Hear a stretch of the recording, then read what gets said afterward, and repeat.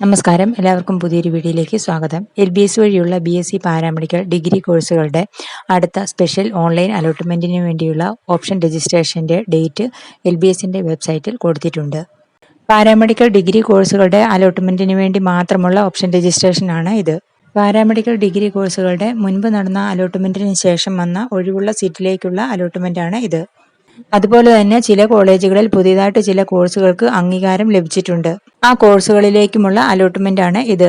ഈ അലോട്ട്മെന്റിൽ പങ്കെടുക്കുന്നതിന് വേണ്ടി ഡിസംബർ 1 തീയതി മുതൽ ഡിസംബർ 3 വൈകുന്നേരം 5 മണി വരെ ഓപ്ഷൻ രജിസ്ട്രേഷൻ നടത്താം.